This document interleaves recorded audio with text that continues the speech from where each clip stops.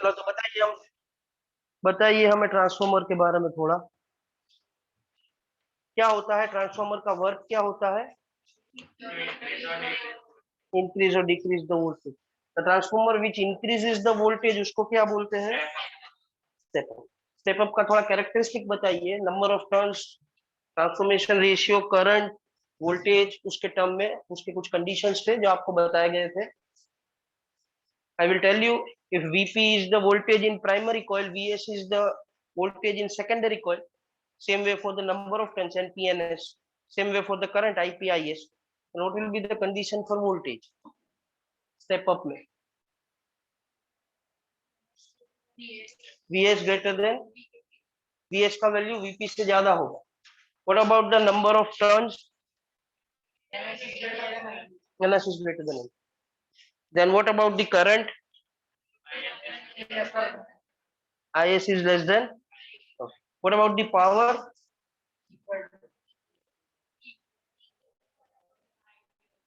It depends. अगर ideal होगा तो इक्वल पावर लॉस नहीं होगा, सेकेंडरी और प्राइमरी का पावर सेम होगा. If it is not non-ideal, then there will be a power loss. Then P is greater than the PS. मतलब कुछ power loss हो जाता है. This is about the step up transformer. Now what about step down transformer? ये उसका काम क्या step down transformer का? Decrease the voltage. Number of turns के टर्म में क्या? 10 P is greater than NS. बराबर ना? તમે બોલ્યા NS is less than NP. I told you NP is greater than NS is one of the same thing. What about voltage? voltage को तो वो कम करता है. Vp is greater than Vs और Vs is less than current का Is is greater than. And what about transformation ratio? R is less than. अभी मेरे को ट्रांसफॉर्मेशन रेशियो का थोड़ा जानकारी दीजिए. वो किसका रेशियो होता है? पहले वोल्टेज के टर्म में. हाँ, सेकेंडरी अपॉन प्राइमरी के primary upon secondary. So that is Vs by Vp. बराबर है. देन करंट के टर्म में हाँ तो એમાં ઊંધું થઈ જશે. અને नंबर ऑफ टर्न्स के टर्म में. ओके, थोड़ा जानकारी ये दीजिए हमें कि इसमें जो पावर लॉस होता है वो कौन कौन से रीजंस की वजह से होता है? एक जूल हीट, પછી અને પછી हिस्टेरिसिस. उसकी रेमेडीज मैंने आपको बताई थी. जूल हीट को कम करना है तो एरिया बढ़ा दो, थिक वायर यूज कर लो तो रेजिस्टेंस कम होके वो जूल हीट को कम कर देगा, क्योंकि उसका formula I square R. Eddy current का तो सर ने भी आपको बताया था, वो लेमिनेटेड कोर यूज करो. बराबर है. या फिर कटिंग स्लोट्स कर दो तो फिर करंट का इफेक्ट कम हो जाएगा. और हिस्टेरिसिस को कम करने के लिए you should have to use that material which gives the narrow and short hysteresis loop. क्योंकि अभी मेरे को किसी ने क्वेश्चन पूछा था कि हिस्टेरिसिस लूप में एरिया अंडर द कर्व क्या देता है? क्या देता है? Energy loss per unit volume. Unit time ना आगे. हाँ, it is energy loss per unit volume. It's energy density. तो वो एनर्जी लॉस हमें कम करना है. एनर्जी लॉस कम करना है तो we have to use that material कि जिसका हिस्टेरिसिस छोटा हो. इसलिए आपने जब ये सीखा था ट्रांसफॉर्मर के बारे में तो सर ने आपको ऐसा बताया था कि जो मटेरियल आप यूज करोगे वो प्राइमरी और सेकेंडरी वाइडनिंग्स में वो कौन से पर्टिकुलर मटेरियल का बना था? याद है? बराबर कोई बोलतो तो soft iron. Why the soft iron is used? The reason behind to use the soft iron is क्या होता है? वो हाँ, उसका परमिएबिलिटी थोड़ा कम होता है, चाहिए कम होता है तो वो नैरो और शॉर्ट हिस्टेरिसिस देगा तो एनर्जी लॉस जो हिस्टेरिसिस की वजह से होता है वो कम हो जाता है. ऐसे क्वेश्चंस आपको जनरली कॉम्पिटिटिव एग्जाम में पूछते हैं. बस अभी ये हमने जो चैप्टर स्टार्ट किया वो तो डिस्क्रीट टॉपिक से चालू किया था, आरएमएस और आई think so average and RMS values. उसके बाद हमने सीधा ये चैप्टर में आप देखो तो लास्ट टॉपिक है ट्रांसफॉर्मर, वो ले लिया. अब एक बार टेक्स्ट बुक में से भी कंफर्म करो. It is given to you on page number 259. अब ऑनलाइन में भी थोड़ा चेक कीजिए. 259 ये ट्रांसफॉर्मर्स के बारे में जितनी भी जानकारी है वो सब आपको मिल गई है, चेक करो। एंड पेज नंबर 260, वो दोनों डायग्राम आपको समझाए थे कि दो तरीके से आप बता सकते हो ये ट्रांसफॉर्मर्स को। एक में जेमा प्राइमरी અને સેકન્ડરી એક જ મટીરિયલ ઉપર વાઇન્ડ કરેલું હોય, the first figure which is showing, बराबर। नीचे लिखा है कि two coils on top of each other, diagram A में जो आप देख सकते हैं, प्राइमरी और सेकेंडरी दोनों का coil on top of each other है, ये वाला diagram, right. And second B में लिखा है कि two coils on separate limbs, બે अलग अलग लिम्स पर છે। this one, this is second diagram. These are the two ways by which you can have this construction of a transformer. फिर आपको ये ट्रांसफॉर्मेशन रेशियो का जानकारी दिया था, right, that is given to you on a page number 261, right. और नीचे आपको दिए reasons for the energy loss, flux leakage, resistance of winding, eddy currents and hysteresis. इसमें एक हमने एडिशनल भूल गए थे बताना, that one is flux leakage, बाकी त्रण तो आपने यूज करा। तो फ्लक्स लीकेज में ऐसा होता है कि ये ट्रांसफॉर्मर है, इसमें आप कितने कॉइल्स यूज करते हो, टू कॉइल्स, एक में आप करंट चेंज करवाते हो and that links the flux to other. मतलब ये प्रोसेस को हमने चैप्टर 6 में कुछ नाम दिया था, म्यूचुअल इंडक्टेंस। तो म्यूचुअल इंडक्टेंस में प्रॉब्लम क्या होता है कि we are using a system of two coil, इसमें एक कॉइल करंट चेंज करके दूसरे में फ्लक्स लिंक करता है, तो उसका कुछ लिमिटेशन आ जाता है, बराबर। जैसे आप एग्जाम में पढ़ते हो, एक स्टूडेंट पढ़ता है और बाजू वाला उससे मार्क लाता है, कैसे वो आप जानते हो, तो उसमें एक लिमिटेशन होता है, बहुत सारे फैक्टर्स काम करते हैं, टीचर आई जाए, कैमरा हो, बराबर, तो એટલું લિમિટેડ જોવાય, એવી રીતના બી ફોક્સ લિંક માં બી પોર્શન હોય। तो this is one of also reason for the energy loss, तो ये आपको सब याद रखना है, राइट। सो अब देखो उसके बेस जो समरी पॉइंट है, that is summary point 10, that also you can underline और यू कैन टिक इट।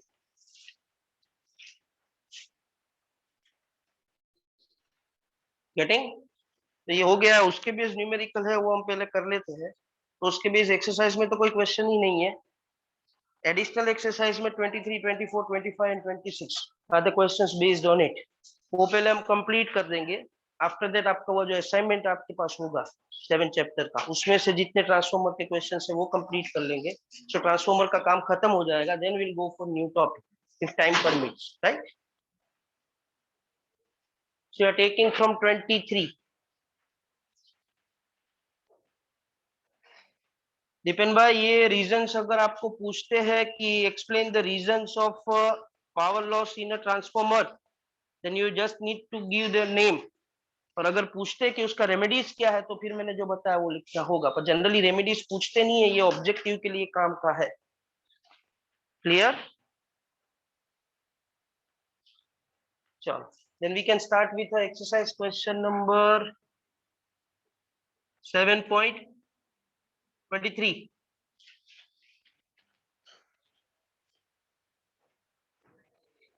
देखा तो नहीं, अब डबल कौन है?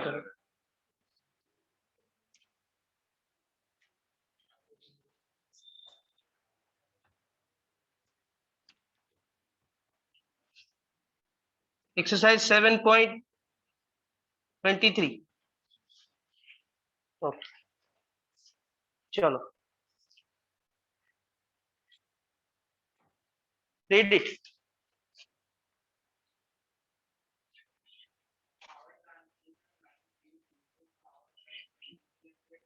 एक minute, power transmission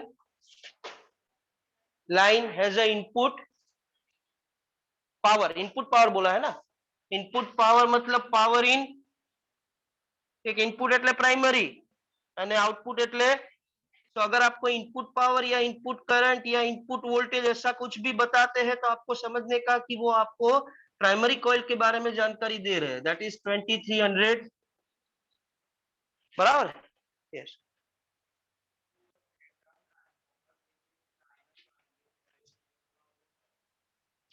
primary windings मतलब NP, that is having 4000 turns, और आपको बता भी दिया गया है कि we are solving for step तो आपको ऑब्वियसली पता चल जाना चाहिए, आज ही हमने रिवाइज किया, कल भी करवाया था कि if it is a step down transformer, तो दिमाग में डेटा फिट हो जाना चाहिए कि it is a transformer which decreases the, जिसमें number of secondary turns primary से कम हो गए, वोल्टेज डिक्रीज होगा, करंट आइडियल ऐसा कुछ बोला नहीं है, तो पावर सेम होगा ऐसा हम कुछ बोल नहीं सकते।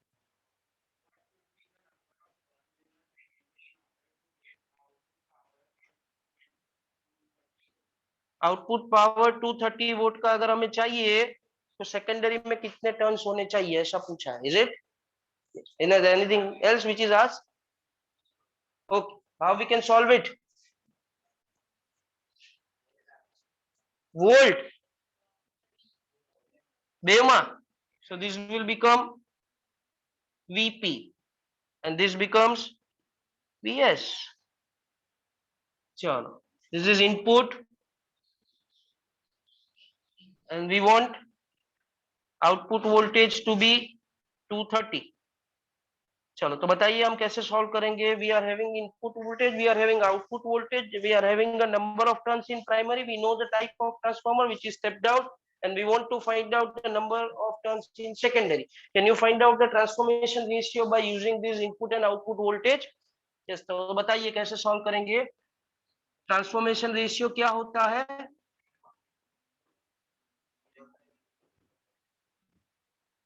इट इज Vs by, अच्छा चलिए, Vs by Vp. So R will be, Vs कितना है? 230 अपॉन Vp is 2300. कैंसलेशन कीजिए, so this will be 1 by, इसका कोई यूनिट तो होता नहीं, बराबर है? अब ये तो नहीं देखा, तो अगर ये R इज इक्वल टू 1/10 हो गया, इसमें से आप नंबर ऑफ टर्न्स कैसे फाइंड करेंगे? हाँ, तो R का दूसरा फॉर्मूला NS बाय, इसमें से हमारे पास NP है, तो we can find out NS, that is R into, that is 1/10 into, so NS will be, is it okay? तुम लखो पढ़ाई,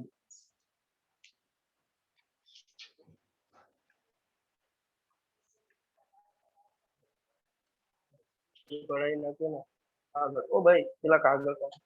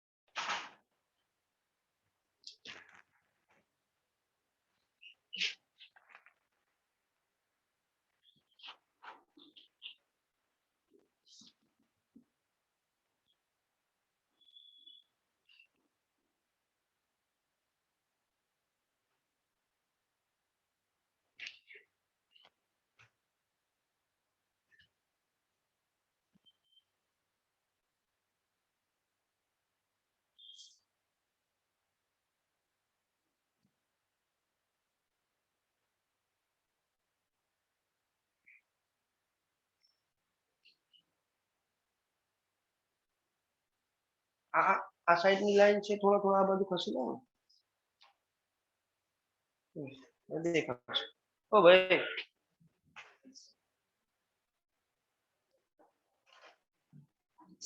बस।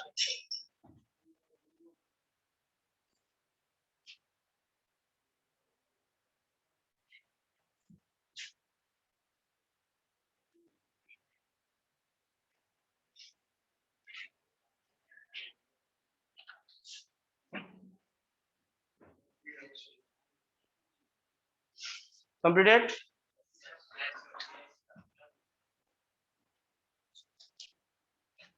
बाकी से okay, so we can go for question number 24.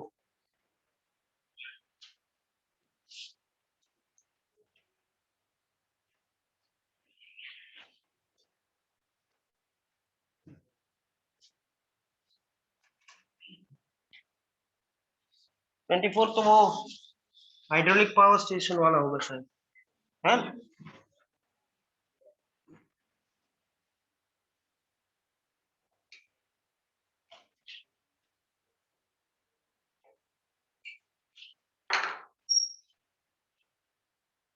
चलिए क्वेश्चन नंबर 24।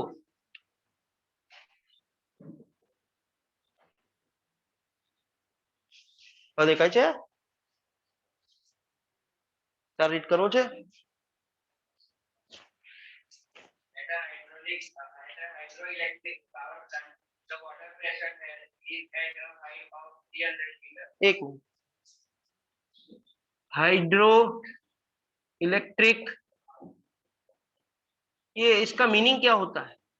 ये हाइड्रो इलेक्ट्रिक पावर प्लांट का meaning आपने कहीं पे देखा हो, सुना हो, समझा हो? कुछ हाइट से वाटर गिरता है जो टरबाइन को घुमाता है, और जो इनपुट में वो टरबाइन को घुमाने के लिए जो मैकेनिकल एनर्जी मिलता है पानी की वजह से, वो जाके कन्वर्ट हो जाता है electrical. So it converts mechanical energy to electrical energy. Output में इलेक्ट्रिकल मिलेगा, इनपुट में हम मैकेनिकल देंगे। तो जो पानी गिर रहा है वो generally hydro electric power plant water के लिए होते हैं इंडिया में, बराबर।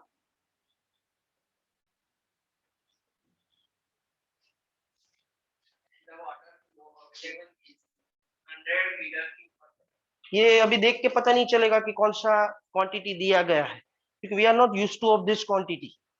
whenever you are getting such type of quantity which we are not used to, तो हम ज्यादातर यूज नहीं करते, तो उसके यूनिट से आपको वो जानकारी दे देगा कि हम कौन सा क्वांटिटी है। Its unit is given as metre cube per, metre cube होता है यूनिट वॉल्यूम का upon time. So it is given as volume of water that is falling in a given time, that is 100 metres cube per. एक second में 100 metre cube water turbine पे गिरता है।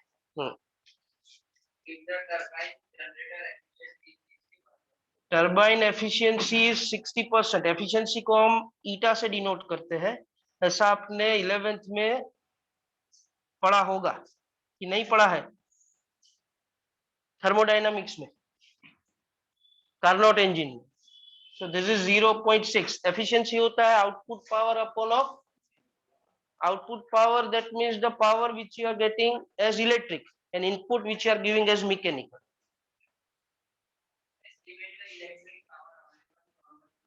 Electric power available from the plant, मतलब ये हमें जो पूछा है, एक मिनट, ये आउटपुट पावर पूछा है कि इनपुट पावर पूछा है? हाँ, कि आउटपुट में तो इलेक्ट्रिक मॉडल है। यस, जी को बता दिया गया है कि आप 9.8 मीटर पर सेकेंड स्क्वायर लेके सॉल्व कीजिए। चलिए, हमारे पास एफिशिएंसी है, और एफिशिएंसी आप जानते हो कि भाई वो तो output power upon input power होता है। उसमें हमको आउटपुट पावर तो फाइंड करना है, एफिशिएंसी है हमारे पास। सो अगर वो फॉर्मूला में हमें इनपुट पावर कहीं से मिल जाए, मैकेनिकल पावर आप कितना देते हो पानी गिरने की वजह से, तो हमारा काम हो जाएगा, जिसमें हमें आउटपुट पावर मिल जाएगा। तो इनपुट पावर आप जो देते हो दैट इज मैकेनिकल पावर। वो किसकी वजह से आया? पानी गिरने की वजह से टरबाइन पे। इसके लिए हम पावर के डेफिनेशन के पास चले जाएंगे। वर्क डन मतलब जो हाइट से पानी गिर रहा है वहां पे उसका जो एनर्जी होगा, वो कौन सा एनर्जी होता है? कोई एक पर्टिकुलर हाइट पे कौन सा पोटेंशियल एनर्जी? वो पोटेंशियल एनर्जी को एक नाम देते हैं। ये डस्टर को मैं यहाँ से उठा के यहाँ पे रखता हूँ तो वहां पे उसके पास एक एनर्जी आता है, it's called gravitational potential energy. इसका फॉर्मूला आप जानते हो, GH बराबर है mgh अपॉन टाइम। तो ये हो जाएगा m, किस कौन गिर रहा है, mass of water into g into ना। अगर हमें मास ऑफ वाटर कितना गिर रहा है वो डायरेक्टली दिया होता तो हमारा काम हो जाता, पर यहाँ पे एक दिक्कत है, मास नहीं दिया है। Instead of that the volume falling in a given time is given. तो हमें इसके मास को निकालना पड़ेगा और उसको वॉल्यूम के टर्म में लाना पड़ेगा। ऐसा कोई जानकारी आप रखते हो कि मास को वॉल्यूम में कैसे कन्वर्ट कर? Okay, density is mass upon of, तो इसमें से हमें मास मिल जाएगा density into, very good, so it is density of water into volume g h by. अभी देख लेते हैं कि इसमें और कोई क्वांटिटी जो है वो अननोन है कि सब है। डेंसिटी ऑफ वाटर तो आप याद रखते हो, ये तो हमें पता है, volume by time itself it is given. जी तो हमें दिया है 9.8 और कितनी हाइट से गिर रहा है वो भी है, बस हमें वैल्यू रखना पड़ेगा। डेंसिटी ऑफ वाटर होता है 10 to the power, volume falling per unit time दिया है, जी का वैल्यू लेना है, and this is I think so this is 29.4 into 10 to the power 7 to check it if I'm right or wrong, है ना। 9.8 into 3 करने से 29.4 आता है, 1 2 3 4 प्लस 3 7। तो ये हमें इनपुट पावर का जानकारी हो गया। अभी तो हमारे पास एफिशिएंसी है तो इसमें से आउटपुट पावर मिल जाएगा। एफिशिएंसी को हम डिफाइन करते हैं output power upon, so that the electric power generated can be written as efficiency into input power. जिसके लिए इनपुट पावर चाहिए था वो हमने फाइंड करके रख लिया। एफिशिएंसी परसेंटेज में नहीं रखवानु, this is 0 point into 28 29 point into 10 to the power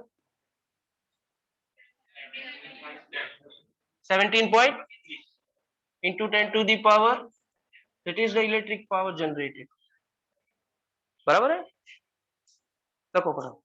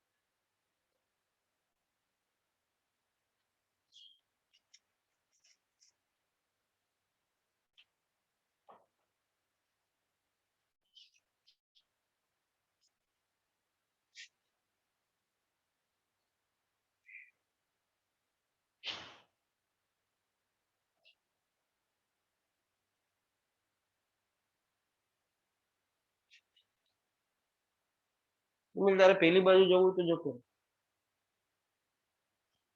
તારે બી તમારે બી પેલી બાજુ જવું તો જતો, પેલી બેન્ચ પર ત્યાંથી ઇઝીલી દેખાશે, આમ નામ નહીં કહું, થોડો જઈને અંદર જતો રહેશે।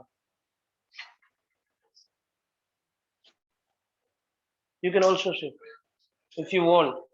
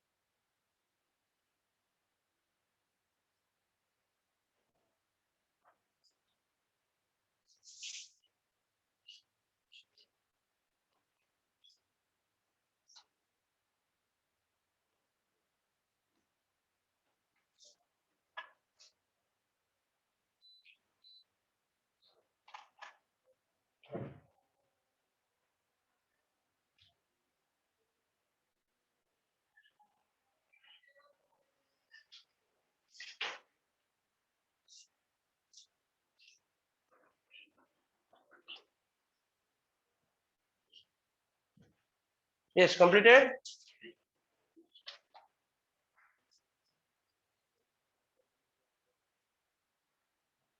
अच्छा, कंप्लीट कीजिए।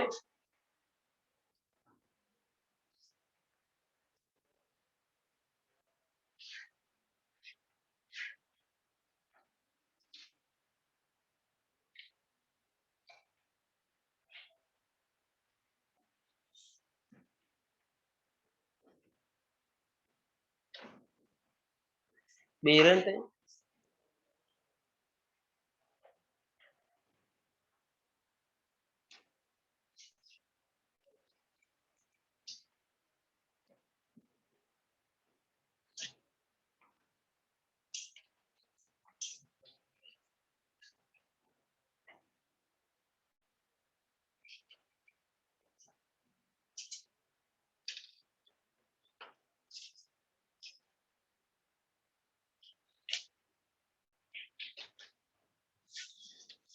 चलो यस, नेक्स्ट 20, ओके 25 एंड 26 हाँ, પછી પેલા અસાઇનમેન્ટ નું ક્વેશ્ચન।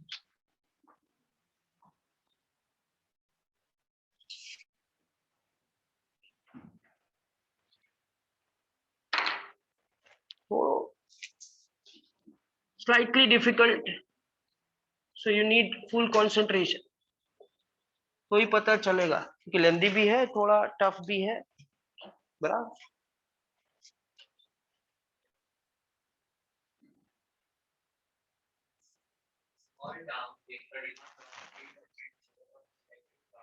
स्मॉल टाउन है, बराबर, छोटा सा टाउन, उसकी पावर की डिमांड है 800 किलोवाट। तो मैं लिख देता हूं, power demand by this small town is 800 kilowatt. वो किलो को कन्वर्ट करेंगे बाद में जब रिक्वायरमेंट होगी, अभी रखते हैं।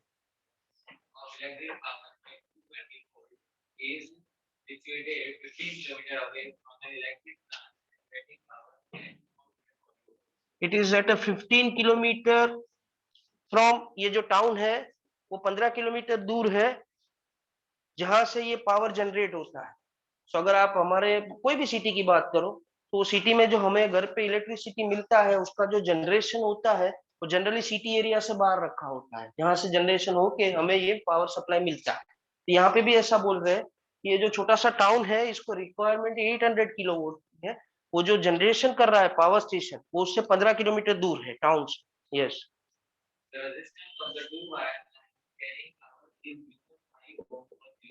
वो आप एक चीज उसमें अंडरलाइन करिए, उसमें एक बताया गया है कि it is for 2 wire line, बराबर, એટલે डबल वायर लाइन છે, और उसका जो रेजिस्टेंस है वो 0.5 किलो ओम है। और अगर आप केयरफुली देखिएगा तो वो रेजिस्टेंस पर लेंथ दिया है कि 1 मीटर में 0.5 किलो ओम का रेजिस्टेंस है।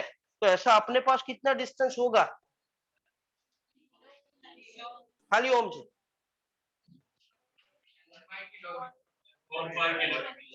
ओके, ओम बाय किलोमीटर, 1 किलोमीटर में 0.5 ओम નું રેઝિસ્ટન્સ મળે છે। what is the total distance of this power line that we can have? Hey, what is the total distance? क्या ભૂલ થાય, બે વાર ગણવાનું, એટલે અંડરલાઈન કરાવડાવ્યું।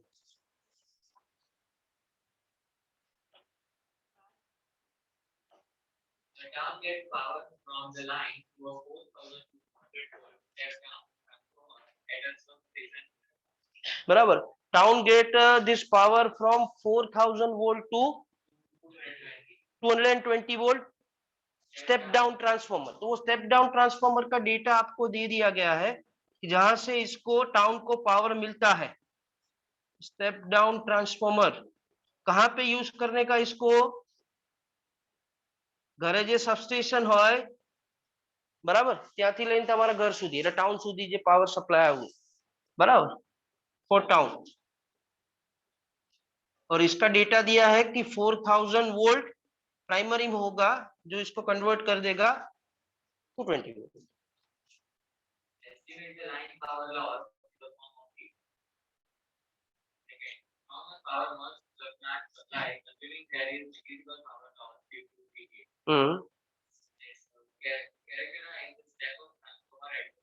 Step up transformer. तो बेसिकली इसमें दो ट्रांसफॉर्मर यूज किया है। इसका प्रोसेस अगर आप समझ जाओगे ना तो क्वेश्चन सॉल्व हो जाएगा, जितने भी नंबर ऑफ क्वेश्चन है, बराबर। तो हमें जो पावर जनरेट करना है वो कहाँ से करना है? जनरेटिंग स्टेशन से। तो ये हो गया मेरे पास जनरेटिंग स्टेशन। अगर आप इसको जनरेटर बोलोगे तो भी चलेगा। तो ये जनरेटिंग स्टेशन है। यहाँ पे कौन सा ट्रांसफॉर्मर यूज किया गया है?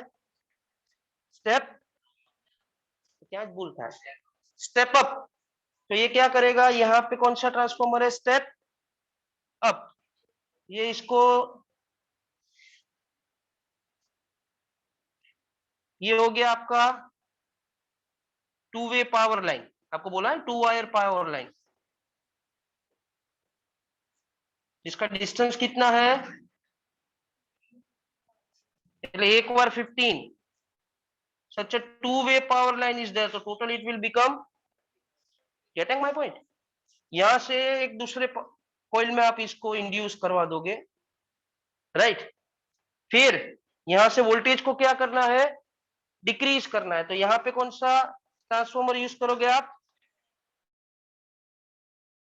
Down transformer. ये जो पावर यहाँ से जनरेटिंग स्टेशन में से आया, फिर पावर लाइन में आया, पावर लाइन में दूसरे कॉइल में प्रोड्यूस हुआ, लिंक हुआ, वो उसको किसको दे देगा? कहाँ पे चाहिए? डिमांड कहाँ कर रहा है? तो ये टाउन को पहुंचा देगा, बराबर है। अभी इसका डेटा दिया है कि ये जो स्टेप डाउन ट्रांसफॉर्मर है जो पहुंचाता है वो कितने वोल्ट पे पावर को लेता है, और जो टाउन को देता है वो कितने वोल्ट पे देता है, कितना दिया। गेटिंग? चलो, कितना आप पूछे? एनओबी 220 ना, इट इज इट 4, बराबर, इट इज 440 वोल्ट, जहां से जनरेटिंग पावर स्टेशन पावर को जनरेट करे। 440 वोल्ट से वो ये जो पावर जनरेट होगा वो किसको देगा? टू पावर लाइन, जो उसको कहां पे पहुंचाएगा? जो यहां से कितने किलोमीटर दूर है? 15 किलोमीटर दूर है। तो ये 440 वोल्ट से अगर ये वोल्टेज को इंक्रीज नहीं करेगा तो यहाँ पे इतना वोल्टेज मिलेगा ही नहीं। This is common sense. અહીંયા 440 હતું અને અહીંયા તમને 4000 મળે, तो ऑब्वियसली इसने क्या किया होगा? ये वोल्टेज को इंक्रीज किया होगा। दैट मींस दिस इज, फिर यहाँ पे कुछ वोल्टेज मिला होगा, दैट आई डोंट नो कितना मिला है। उसने यहाँ पे कितना दिया, और 4000 वोल्ट से फिर वो टाउन पे गया कितने वोल्टेज पे? तो ऑब्वियसली दिस इज, तो ये एक स्टेप अप और एक स्टेप डाउन, स्टेप अप और स्टेप डाउन ट्रांसफॉर्मर यूज किया है। डेटा में हमारे पास ये है कि ये टाउन है जिसको ये पावर चाहिए, उसका डिमांड है 800 किलो वोल्ट। એટલું 800 किलोवाट का अगर आप पावर दोगे तो घर में, उसके टाउन में जितने भी घर होंगे उसको इलेक्ट्रिसिटी मिल जाएगा, बराबर है। डिस्टेंस हमें ये दिया है टू वे लाइन का 15 किलोमीटर। इसका रेजिस्टेंस होगा, ये वायर का लाइन हो એટલે કે रेजिस्टेंस हो ना, तो ये टू वे वायर लाइन का जो रेजिस्टेंस है वो 0.5 ओम पर किलोमीटर है। और ये स्टेप डाउन ट्रांसफॉर्मर का डेटा दिया है। कभी एक एक क्वेश्चन देखते जाओ। तो पहला क्वेश्चन आपको पूछा है कि power loss due to heat. तो power loss due to heat जैसा ही ऐसा कोई भी क्वेश्चन में आए तो आपको समझ जाने का, whenever you flow a current through a circuit which consist of resistor, तब उसमें पावर लॉस होता है। और वो जो पावर लॉस होता है उसका फॉर्मूला होता है S2। इसके लिए चाहिए हमें R और इसके लिए चाहिए हमें I। तो रेजिस्टेंस तो मिल जाएगा, जो क्या कैसे मिल जाएगा आपको? Total resistance R total 1 kilometre में कितना रेजिस्टेंस है? 0.5 ओम पर। और ऐसे कितने किलोमीटर है टू वे पावर लाइन गिन के? Very good. Kilometre kilometre cancel हो गया, 30 इंटू 0.5 करने से टोटल रेजिस्टेंस हो गया। चलो रेजिस्टेंस तो हो गया, ये काम तो हो गया। अभी चाहिए हमें करंट, तब जाके आपको पावर लॉस एज हीट मिलेगा, क्योंकि उसका फॉर्मूला आपने बोला, क्या बोला, क्या बोला अजी एक बार? इसमें आर है अपने पास, तो दूसरा क्या चाहिए? करंट के लिए क्या करेंगे? दूसरा डेटा चेक करो, जो हो एज यूज करा है आपको, तो ऐड करा ही नहीं। पावर डिमांडिंग कितना है? कितने वोल्ट पे डिमांड कर रहा है? जाएगा कितने वोल्ट पे? 4000 थी, टाउन में जाए आ नहीं गणवा 4000।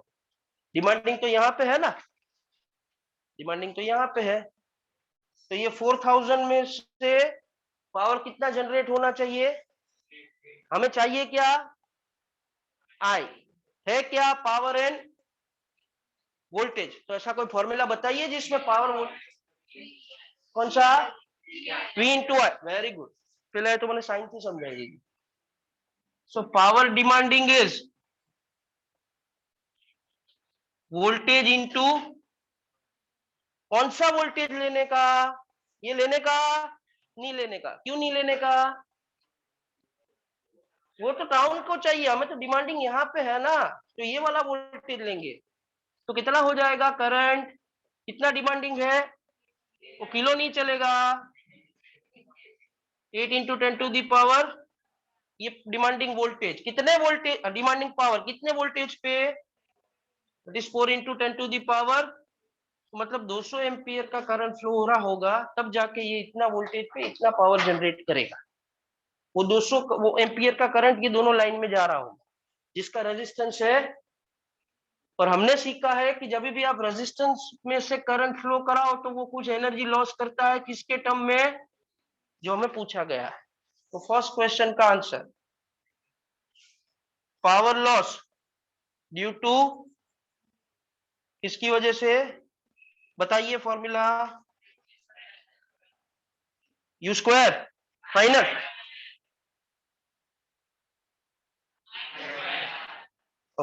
आई स्क्वायर, आर कौन सा वाला, आई સ્ક્વેર, હું રોંગ નથી બોલતો, માર્ક લાવી છે જ નેક્સ્ટ ટેસ્ટમાં, એવું કહો છો, હે ક્રિશ, તું બોલ્યો ને आई સ્ક્વેર, થોડી વાર પછી ખબર પડે, इट इज 200 स्क्वायर, रेजिस्टेंस गिनिए चलिए, 6 इंटू 10 टू दी पावर, इतना पावर लॉस तो हो गया, बराबर है। अभी मैं आपको एक सिंपल सा क्वेश्चन पूछता हूँ जिसमें फिजिक्स भूल जाओ, आप भूल जाओ એટલે હમણાં માટે પછી યાદ રાખવાનું છે। मैं ऐसा पूछता हूँ कि भाई आपको डिमांड है 8 रुपीस की, बराबर, પણ અહીંયાથી ઘરે જાઓ છો તો વચ્ચે પફ ખાઈ લો છો, એનું 6 રૂપીસ તો જતા રહે છે, તો પપ્પા પાસેથી કેટલા લેવા પડે, જોઈએ છે 8, 6 तो તમે વાપરી કાઢો છો, कितना, 14, तो इसको भी ऐसा ही है, इसको चाहिए कितना, ये लॉस कितना कर देता है, तो इसको कितना देना पड़ेगा, बस तो ये ज करवानुं छे। तो पावर रिक्वायर्ड, कितना पावर उसको देना पड़ेगा, यहाँ से, कहां से, जनरेशन स्टेशन से, is equal to power demanding plus power, આવું તો ખબર પડે ને, આ તો ઈઝી છે। so that the power required will be, कितना लॉस हो जाता है, 6 इंटू 10 टू दी पावर, और डिमांड कितना कर रहा है, दोनों पावर तो सेम है, मतलब तो it will be 14 into 10 to the power, इतना पावर रिक्वायर्ड होगा। ये जब इतना देगा तब इसमें 6 इंटू 10 टू दी पावर 5 का लॉस होगा, तब जाके इसको 8 इंटू 10 टू दी पावर 5 मिलेगा, बराबर। अभी लिखिए, अभी थोड़ा बाकी है।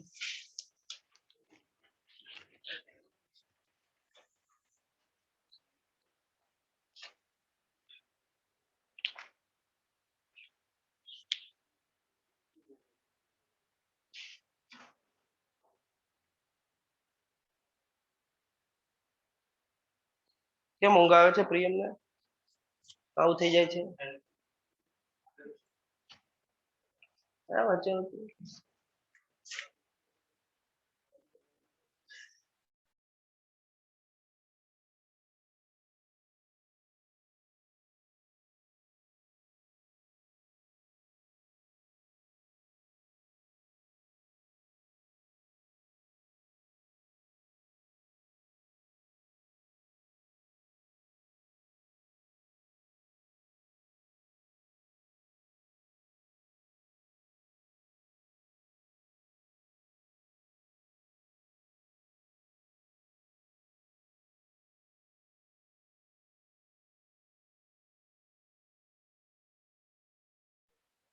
સવાર સવારમાં ઊંઘ આવે એવું થોડી હોય।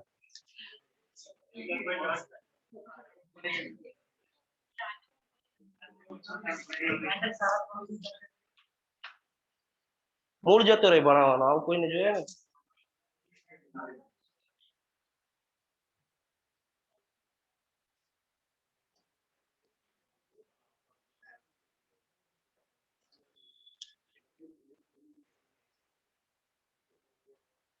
ओ क्रिश भाई जल्दी लखने भाई।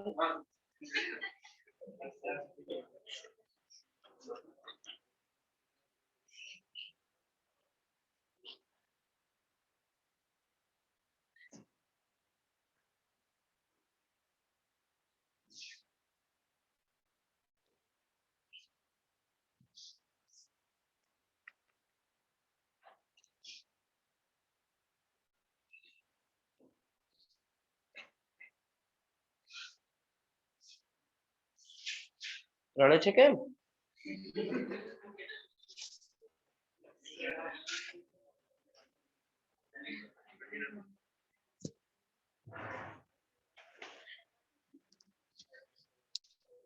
ચાલશે, આવશે નેક્સ્ટ ટેસ્ટમાં માર્ક આવી જશે. હા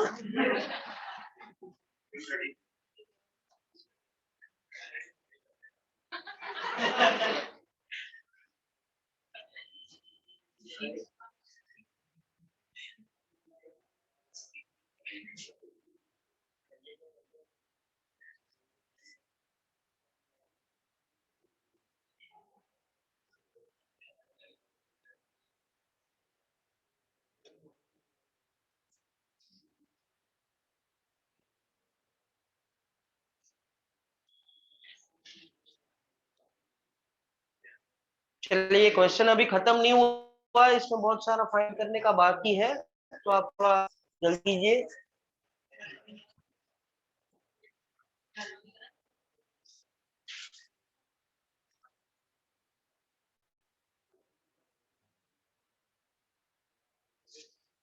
क्वेश्चन आपको तभी पता चलेगा अगर ये डायग्राम आपको पता चलेगा, वरना ये क्वेश्चन का कोई मीनिंग नहीं.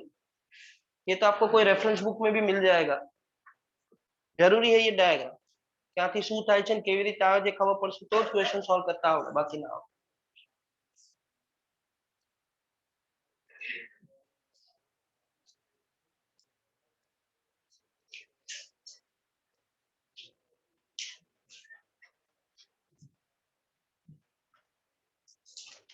चलो, ऑनलाइन में किसी को कुछ डाउट है तो पूछ लो. नकुल सर ना फोन पर रिप्लाई कर दो.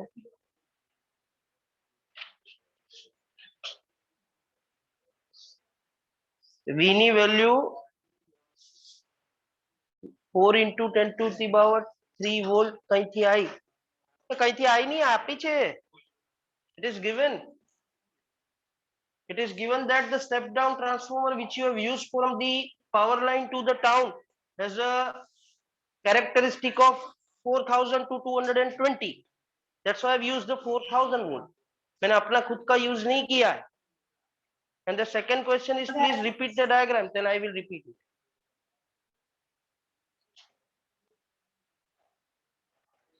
डायग्राम रिपीट कर देता हूँ.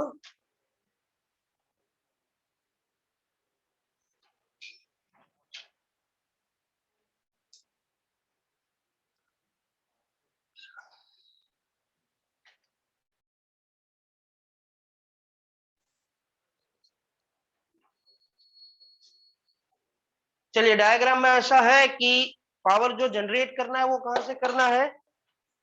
जनरेटिंग, उससे डायरेक्ट टाउन में तो नहीं चला जाएगा, क्योंकि टाउन और जनरेटिंग स्टेशन के बीच का डिस्टेंस है 15 किलोमीटर. तो उसको पास करने के लिए वो कुछ लाइंस तो लगानी पड़ेगी ना, वायर्स तो लगाने पड़ेंगे ना.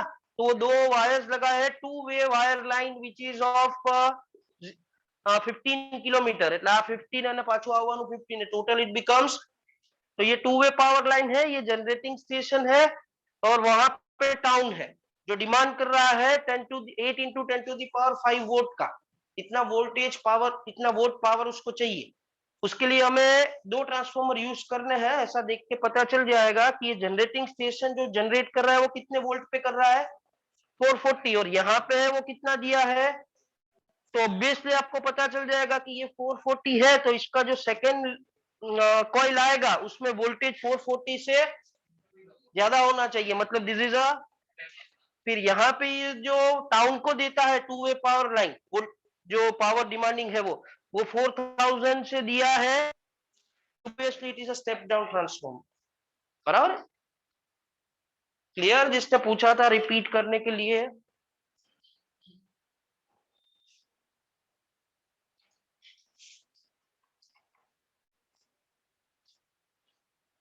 चलिए अभी नेक्स्ट हम फाइंड करेंगे कि यहाँ पे हमने कितना वोल्टेज दिया। ये 440 वोल्टेज से यहाँ पे कुछ आया, वो कितना आया वो मेरे को पता नहीं है, जिसकी वजह से ये दो पावर लाइन में करंट फ्लो हुआ। आप जानते हो ना कि पावर लाइन का कुछ रेजिस्टेंस है, रेजिस्टेंस में करंट फ्लो होता है तो उसमें वोल्टेज ड्रॉप होता है। ओम्स लॉ बोलता है that voltage is V is equal to, तो can I find out this voltage? कितना रेजिस्टेंस है ये लाइन का? 15, बराबर है। और हम करंट कितना फ्लो करवा रहे हैं? 200, तो इसका वोल्टेज मिल जाएगा मेरे को। गेटिंग?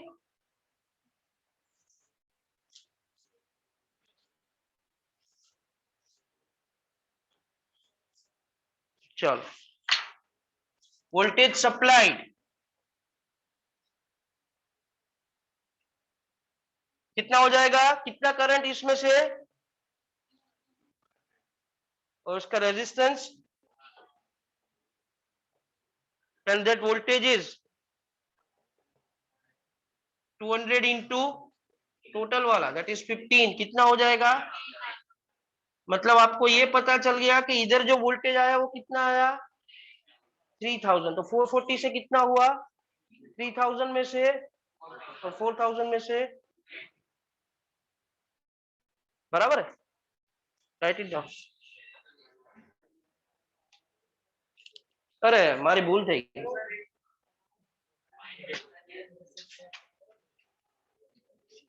ये वोल्टेज तो वो वोल्टेज आया जो ये लाइन में आया। ये लाइन में करंट कितना है? I, और इसका रेजिस्टेंस कितना है? R। तो इतना वोल्टेज तो क्या हो गया? लॉस हो गया। तो this voltage loss, power loss था तो वोल्टेज लॉस भी था ना। तो इतना वोल्टेज तो लॉस हो गया वो टू वे पावर लाइन में, बराबर है। आपको चाहिए कितना? लॉस कितना हो गया? तो यहाँ पे कितना देना पड़ेगा? 7000 जब दोगे तब 3000 ये पावर लाइन में चला जाएगा और बाकी का 4000 बचेगा, वो आपको यहाँ पे प्राइमरी कॉइल में मिलेगा। तो वोल्टेज रिक्वायर्ड इज, यहाँ पे 4000 चाहिए, 3000 का लॉस हो जाता है, so it will B 3000 plus that is 7000 volt. તમારે આપવું પડે ત્યારે 3000 લોસ થઈને તમને 4000 મળે। એડ कर दो इसको।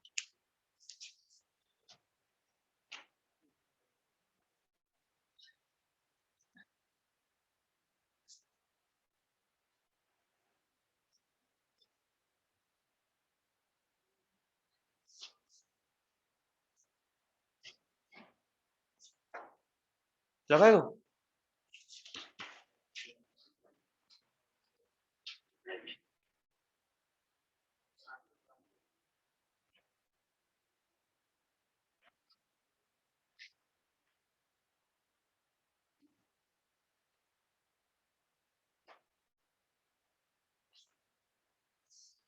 अभी क्वेश्चंस क्या क्या पूछे? एक क्वेश्चन तो मैंने याद है। तो first, power loss due to heat. Second क्या पूछा है? हाउ मच पावर, हाँ तो वो हो गया ना, power required. Characterise step up transformer, हाँ तो कितना दिया था उसने जनरेटिंग पावर स्टेशन ने? वो स्टेप अप ने उसको बढ़ा के कितना कर दिया? तो स्टेप अप ट्रांसफॉर्मर का कैरेक्टरिस्टिक ऐसा हो गया। वोल्टेज लखवानु है, कितना इनपुट में, प्राइमरी में कितना है? 440 वोल्ट में से कितना कर दिया उसने? This is a characteristic of step up transformer. Power loss આખું વાંચ તો ખબર પડશે।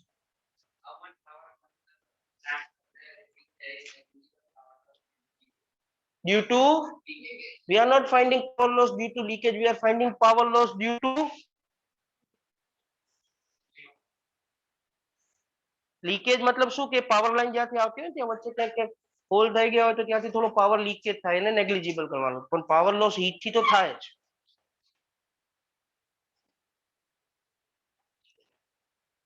गेटिंग?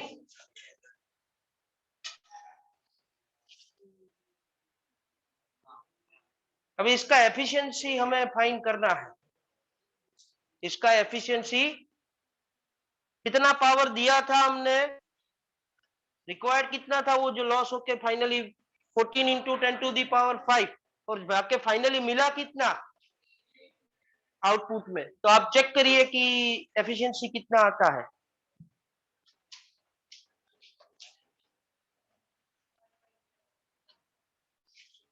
ચેક કરવાનું છે. તું સાંભળે છે જ ક્યાં હું જે બોલું છું? હવે ધ્યાન તો બીજે જ હોય છે.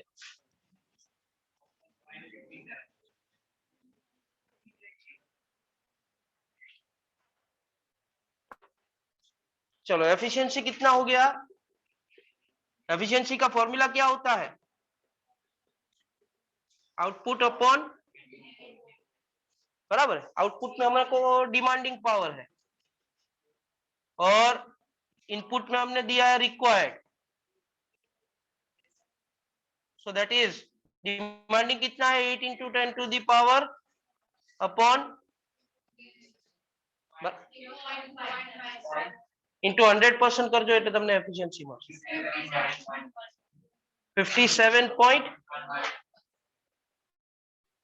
57 રાખो.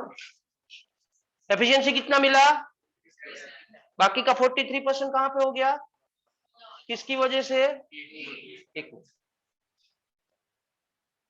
Power loss due to heat कितना हो गया? टोटल 100% आप दे रहे थे, 57 ही कन्वर्ट हुआ, 43% तो लॉस हो गया, बराबर. अब ये हीट लॉस है, उसको मेरे को कम करना है.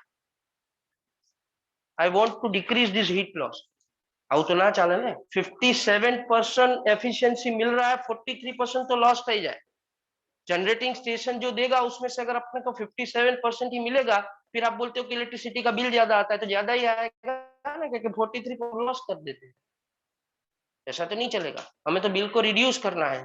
तो we have to go for some way by which we can reduce this heat loss and we can increase this efficiency. क्या कर सकते हैं आप बोलिए, थोड़ा डेटा देख के सोच के बताइए. रेजिस्टेंस डिक्रीज कर दे, કારણ કે રેઝિસ્ટન્સ ડિક્રીઝ થાય એટલે પાવર લોસ ઓછું થઈ જાય. ચલો that is a one way. other way out is increasing electric current. तो जाते इंक्रीज ना થાય, કારણ કે કરंट डिपेंड करे તમે કેટલું वोल्टेज आपको. तो यहाँ पे आप जो वोल्टेज दे रहे थे जिससे ये टाउन को करंट या रेजिस्टेंस या डिमांडिंग पावर मिल रहा था, वो कितने वोल्ट पे मिल रहा था? 4000 वोल्ट, जिससे आपने करंट फाइंड किया. आपने बोला मेरे को करंट इंक्रीज करना है, तो करंट का फॉर्मूला आप देखो तो आपने ऐसा लिखा होगा, I is V by P is equal to V I. तो I is equal to P by V. ऐसा किया था ना आपने. करंट कैसे फाइंड किया था आपने? P is V is equal to, ऐसा किया था. आपने बोला था करंट इंक्रीज करना पड़ेगा. करंट इंक्रीज करने के लिए वो वोल्टेज बढ़ाना पड़ेगा. मतलब पावर सप्लाई जो लो टेंशन, आने लो टेंशन कहेवाय, उसकी जगह पे 4000 की जगह पे ज्यादा करना पड़ेगा. ज्यादा वो 40,000, 50, 60, 70 जितना करोगे तो उतना ये पावर लॉस कम हो जाए. We have to check it. तो आपका नेक्स्ट क्वेश्चन वही है, आप रीड करोगे तो पता चलेगा.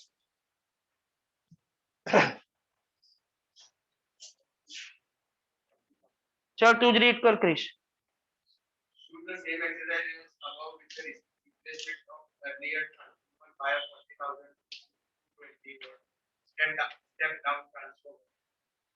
तो हाँ, तो हमने जो ये डायग्राम अभी हमने ड्रॉ किया था उसमें स्टेप डाउन ट्रांसफॉर्मर था.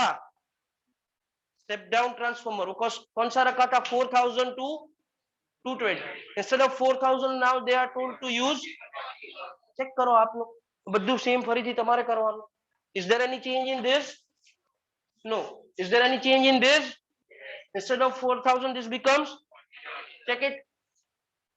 અને કરંટ વધારવા, કારણ કે પાવર લોસ નું ફોર્મ્યુલા હોય I square, it is directly proportional to जितना करंट कम करोगे उतना ये लॉस कम हो जाएगा, उतना एफिशिएंसी बढ़ जाएगा. तो करंट कम करने का तरीका है कि आप ये वोल्टेज बढ़ा दो, क्योंकि करंट का फॉर्मूला होता है power by V. It is inversely proportional to voltage. Voltage વધારો એટલું કરંટ, કરંટ ઓછું થાય એટલું પાવર લોસ, એટલે એફિशिएंसी. આવું લોजिक सेट થવું જોઈએ દિમાગમાં.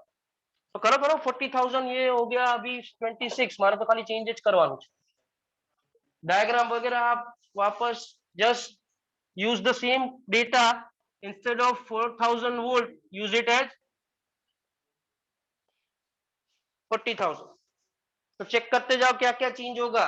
8 into 10 to the power 5 upon 4000 की जगह पे 4 इंटू, तो ये करंट हो जाएगा. तो करंट कम हो गया. ये 20 करोगे तो यहाँ पे 20 का स्क्वायर हो जाएगा. 400 into 15, 6 into 10 to the power, चलो पावर लॉस कम हो गया 6 इंटू 10 टू दी पावर 3. तो हमें जो देना था पहले वो 14 इंटू 10 टू दी पावर 5 देना था. अभी अब बराबर કર્યું ને તમે? 15 4 6 या बराबर 6 इंटू 10 टू दी पावर. अब डायरेक्ट ऐड ना થાય, पावर सेम करવો પડે. चेक करो.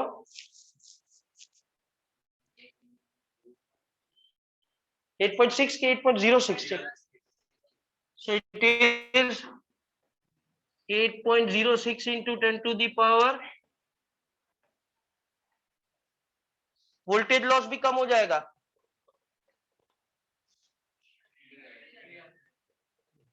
डिमांडिंग भी कम हो जाएगा.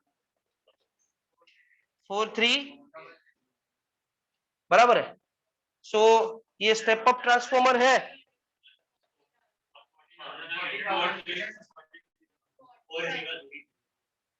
4-3 आया 40 था. हाँ इट इज 40,000 बराबर है. चलो तो स्टेप अप ट्रांसफॉर्मर हमने जो यूज किया उसमें कोई चेंज हाँ था ना. 440 टू 40,000, जिसमें से 300 लॉस हो गया, बाकी कितना बचा? 40,000 जो डिमांडिंग मिला. एफिशिएंसी गणो. डिमांडिंग तो same, required into 10 to the power, એટલે 100 થી મલ્ટીપ્લાય કરી દો. 99.2. तो पावर लॉस कितना? Point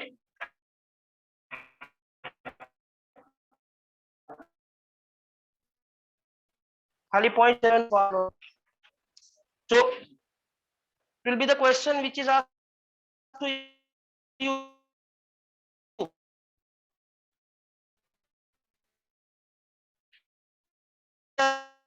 High in the case of क्या कि by using a high tension supply voltage बढ़ जाएगा तो करंट डिक्रीज हो जाएगा तो पावर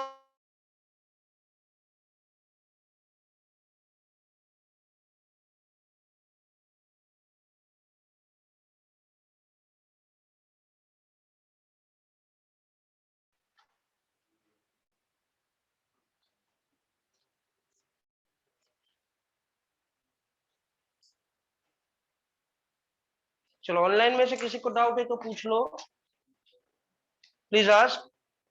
આ વચ્ચે વચ્ચે ડિસ્ટર્બન્સ થાય મને બહુ ખરાબ લાગે છે. પછી મને ખરાબ લાગશે, તમને ખરાબ લાગી જશે, અને પછી અઘરું પડી જશે, રડવું બી પડશે. બેટર મને ભણાવવા દો, મારું કામ એ છે એ કરવા દો. તમે શાંતિથી ભણો, મજા આવે છે ને તો પછી મજા લો ને, ભણો.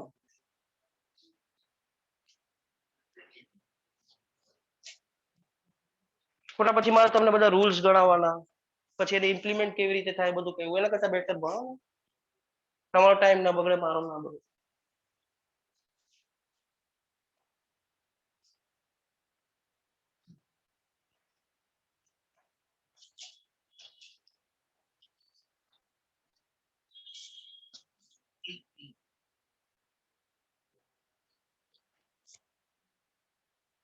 तो डाउट नहीं है, क्लियर है तो कंफर्म करो। तो 5 स्टूडेंट्स क्लियर करे એટલે બાકી બધા લખે જ છે શું?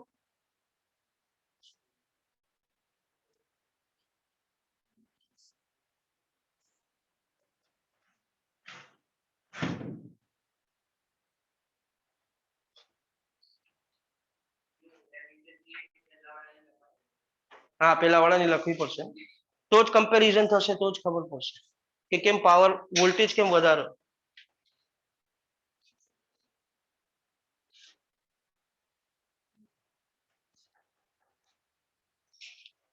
जनरली आपको शायद आंसर में एक ही एफिशिएंसी दिया होगा, ये वाला, बट बेटर टू कैलकुलेट તમને ઈઝી કરવું પડે આઉટપુટ પાવર અપોન, એટલે મેં તમને આ કેલ્ક્યુલેટ કરાવી ને એમાંથી આ કરાવું, બરાબર.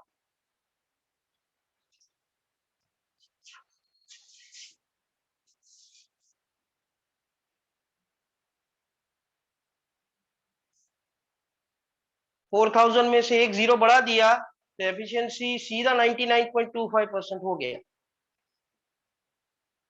4 लाख કરી નાખો તો 4 ઇન્ટુ ના થાય થાય થોડો ઘણો તો થાય, 100% એફિશિયન્ટ તો મળે જ નહીં ક્યાંય. આ કેટલું થઈ જશે 2, આ કેટલું થઈ જશે 60, આમાં એક ઝીરો એટલે 8.006 થશે. તો 8/8.006 નિયર બાય 100% જેવું આવી જશે, પણ 100% તો થાય જ.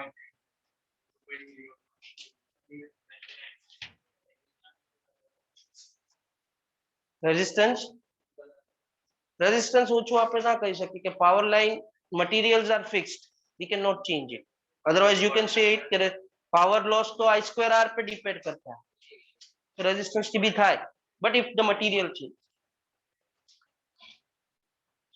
ડિસ્ટન્સ ઓછું કરવું હોય તો કન્સ્ટ્રક્શન સાઇટ વાળા હોય એમને કેવું પડે કે જે જનરેટિંગ સ્ટેશન છે એને 2 કિલોમીટરમાં બનાવો, પણ એવું પોસિબલ નથી, because the rules and guidelines says that the power generating stations must be away from the town, એટલે એમાં કંઈક પ્રોબ્લેમ થાય તો એનાથી ટાઉનને ઇફેક્ટ ના થવી.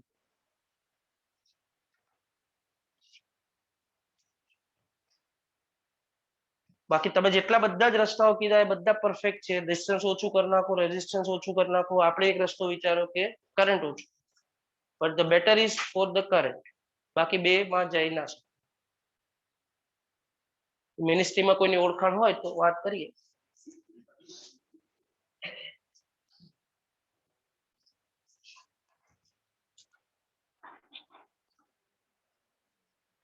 જેટલા લોકો વિચારે છે સારું વિચારે છે, જવાબ બી સારા આપે છે, એટલે એમનું થિંકિંગ ડેવલપ થાય છે, એ મને જોઈએ છે. ગુડ.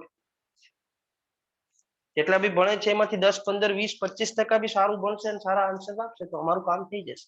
બાકી નથી કરવાના એને તો અમે ગમે તે કે નથી.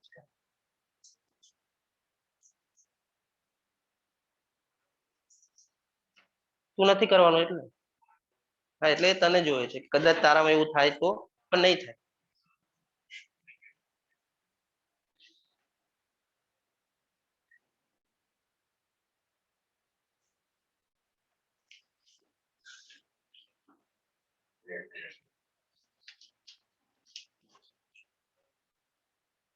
હવે બ્રેક આપવો છે. It is 10:30, you can take up to, લખાઈ ગયું છે બાકી છે? આ લોકોને પૂછી લે.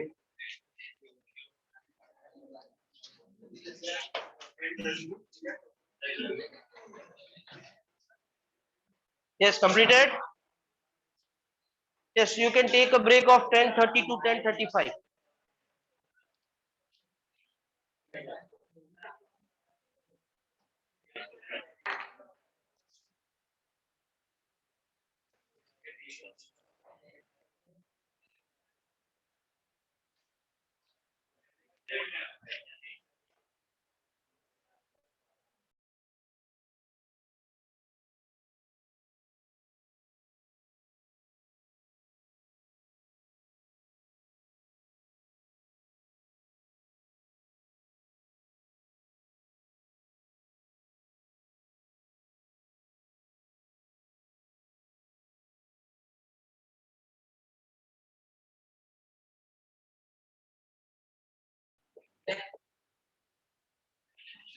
This is for which transformer?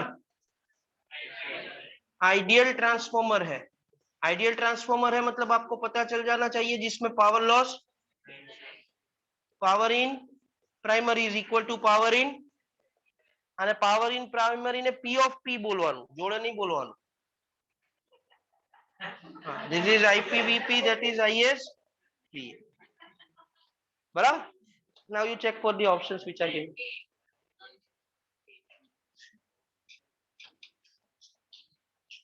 Ji earthen तो खबर જ નહીં.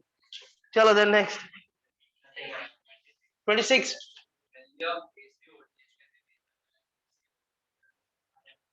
वो तो आपको बताया था कि एवरेज फाइंड नहीं कर सकता है, आरएमएस ही फाइंड करेगा, इसलिए तो आरएमएस का रिक्वायरमेंट.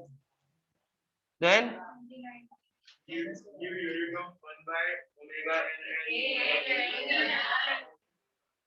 એટલે જ મેં કીધું તારું ધ્યાન નથી.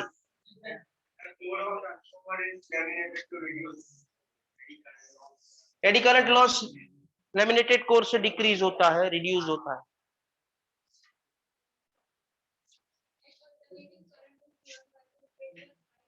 ना ये बाद में करेंगे, जगह ज्यादा चाहिए, ये आप लिख लो फिर हम करवाएंगे. वो I1 sin ओमेगा टी અને I1 cos ओमेगा टी वाળું છે ને, I2 cos.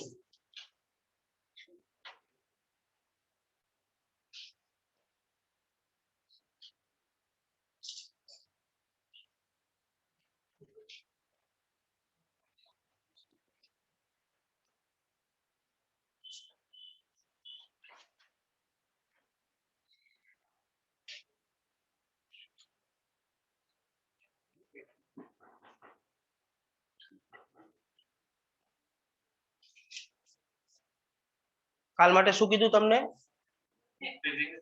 એટલે 11:15 સુધીનો જે લેક્ચર કોનો હોય?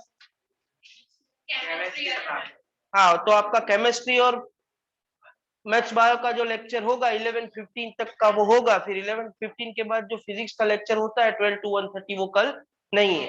तो कल छुट्टी नहीं है, हाफ डे है.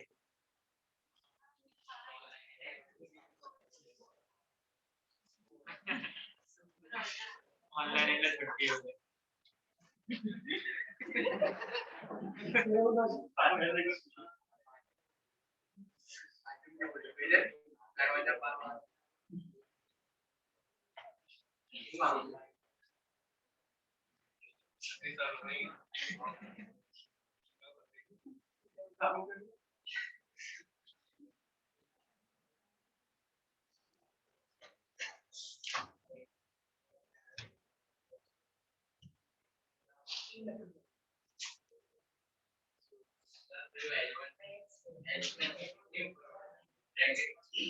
H square.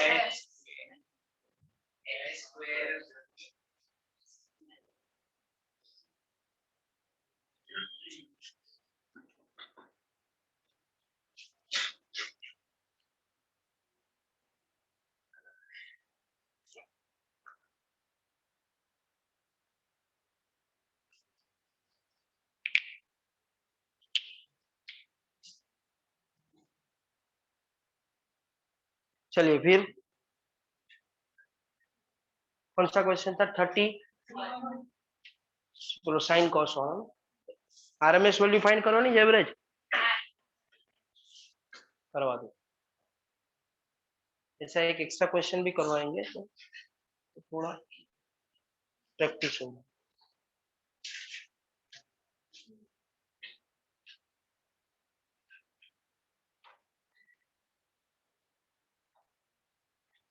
हम जो है ना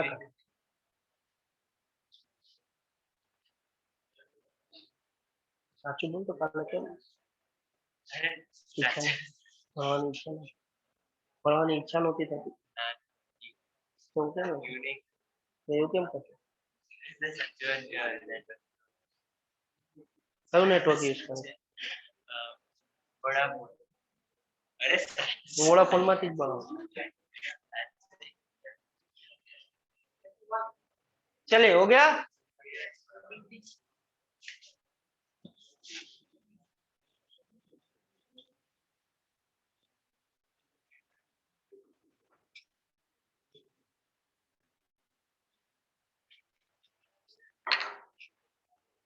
चलो 31 sorry, yes IMP question, method IMP है, अप्रोच IMP है, क्योंकि this is new for you.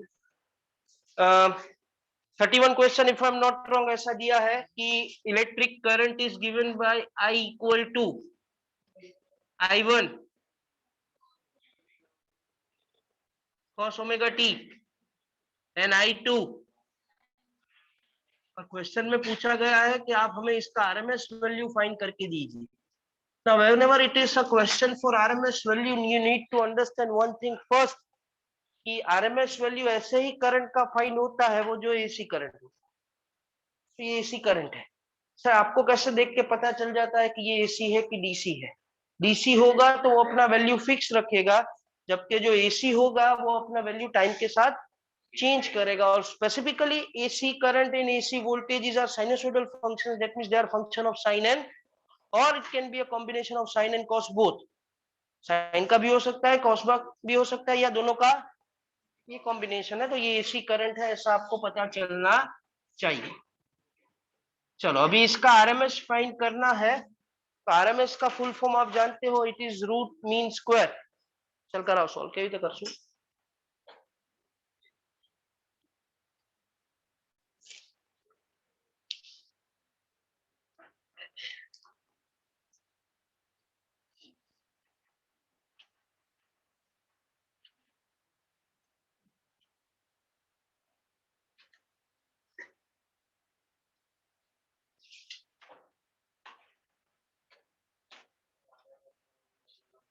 शू करो RMS? Am I doing time pass over here? Is which chapter going on? How to find out RMS? RMS का full form क्या होता है?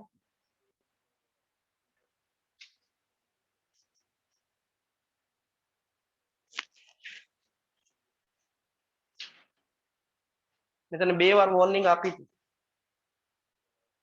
તું ના ભણ તો ચાલશે, બીજાનું નહીં બગાડ. હવે ત્રીજી વાર નહીં કર, બરાબર? પછી વધારે પૂછીશ તો આટલા બધા બેઠા છે ને ઓનલાઈનમાં, આટલા બધા સાંભળે છે. તું આરએમએસ નું ફૂલ ફોર્મ શું બોલે છે આગળ હવે હું નહીં બોલાવું, બરાબર? ચલો રૂટ મીન સ્ક્वायर का मैंने कीधું ને, મને ભણાવવા दो, ये काम मारू છે ये મને કરવા दो, બીજું રહેવા दो. यस आरएमएस का फुल फॉर्म क्या होता है? हमें यहाँ पे आई के लिए आरएमएस वैल्यू फाइंड करना है। जो आई का value I1 cos omega T plus I2 sine omega t है, उसका आरएमएस वैल्यू फाइंड करना है। ना भणવું જ પ્રેમથી બહાર જતું રહેવાનું, મને કહીને મને કોઈ પ્રોબ્લેમ નથી, બીજાને ભણવા દે, તારા લીધે બીજાને બગડવું ના દે। तो आरएमएस होता है रूट मीन, ये प्रोसीजर तो हम जानते हैं, ये हमने सीखा भी था। और आरएमएस में एक चीज ये भी हमने सीखा था कि root mean square is for the full period of cycle. अभी आई का वैल्यू डाल देंगे। So I RMS is equal to under root of I is plus I2 sine omega T, but इसका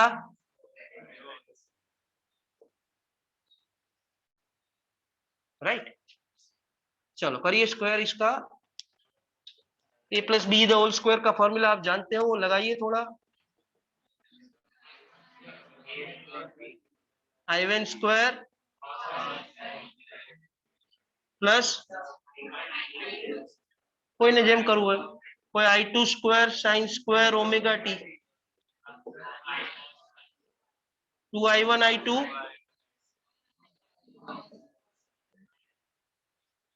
cos ओमेगा टी, बराबर। Average उसका निकलता है जो टाइम वेरिंग होता है, बाकी सब तो कांस्टेंट है तो उसको बाहर निकाल दो, बराबर। So it will be under root of, इसमें से क्या जिसका एवरेज निकलेगा, I1 नु निकले क्या नु निकले, तो I1 स्क्वायर को बाहर निकाल लो, बाकी ब्रैकेट में बचा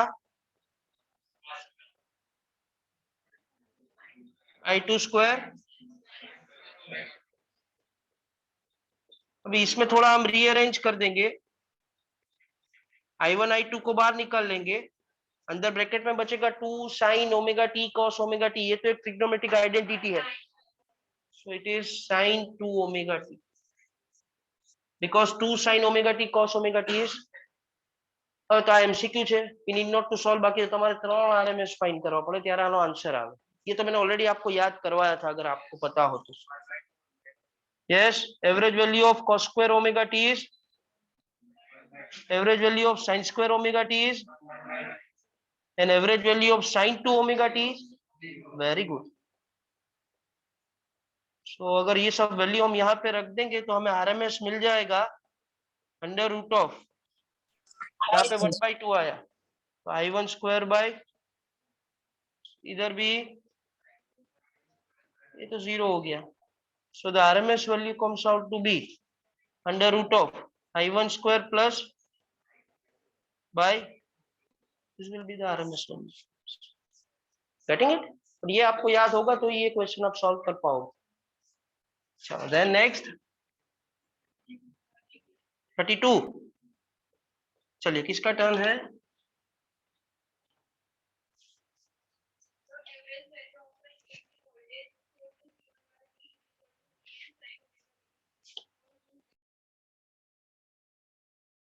V equal to VM sine omega t है, बराबर ना? और इसका हमें एवरेज वैल्यू फाइंड करना है, average value for half period of cycle. तो आपने फाइंड किया था, इसका एवरेज फाइंड करोगे मतलब साइन ओमेगा टी का एवरेज वैल्यू फाइंड करने का हाफ पीरियड ऑफ साइकिल के लिए. कराओ तो क्या नो तो कराओ साइन पी શું वैल्यू आई थी 1 बाय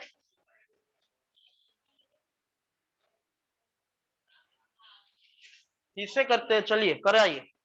साइन ओमेगा टी का average value half period of cycle के लिए सॉल्व 1 बाय फाइनल. तो फिर average value of V for the half period of cycle is VM bye final છે. डाउट હોય તો કરાવી દઈએ, આપણે સોલ્વ કરી લઈએ. આવો કોઈ ઓપ્શન છે નથી? તમે લો છો મારે सॉल्व कर दिए ने. चलो yes, average value of sine omega T for the half period of cycle. बताइए procedure. 1 by 0 to sine dt. So this will be 1 by 2t sine का upon 0 to, so it will be 1 by 2t. 1 by minus ने भी बाहर काट लो. ये हो गया cos. Omega की जगह पे डाल देंगे, t की जगह पे पहले डालेंगे minus cos. So this is minus 1 by 2t 1 upon omega is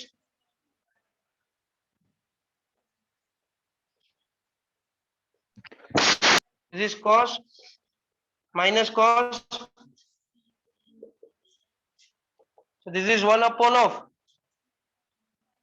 minus 1 upon of 4 pi. Cos pi is cos 0 is ये हो जाएगा 1 by बराबर. तो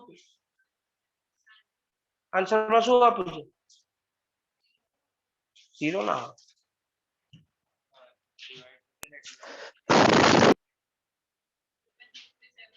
હા તો એને સોલ્વ કરો ને થઈ જશે. અરે યાર નથી આવતું पॉइंट. तो अगर V equal to VM sine omega t का करेंगे एवरेज वैल्यू, तो VM तो ठीक है, साइन ओमेगा टी का कितना आया 1 बाय 2 पाई. એટલે તમે કહો છો 0.66 નથી આવતું, તમે રાખો. ચલો ભૂલ થઈ હશે, સોલ્વ કરો. लिखो.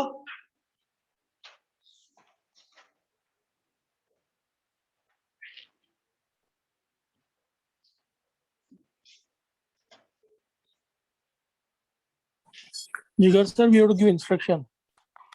हाँ sir. Bio group students have to join for NEET physics session using English ID. हाँ. मैथ्स ग्रुप वाले तो मैथ्स में जाएंगे, बट बायो ग्रुप वाले फिजिक्स का जो सेशन होता है रवि सर का, that will be using English ID.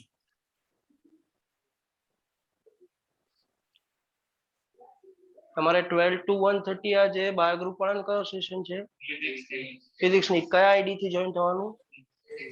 Physics ID થી થવાનું. ઇંગ્લિશ આઈડી થી થવાનું ને હવે અને સર એ લોકો મેચ ગ્રુપ હવે સર એ લોકો every Tuesday Thursday English ID થી જોઈન થવાનું. now every Tuesday Thursday you have to join with the English ID only. Thursday તમારું ફિઝિક્સ થશે નીટ બાયો ગ્રુપ વાળાને અને મેથ્સ ગ્રુપ વાળાને તો બેઠ છો. Getting it?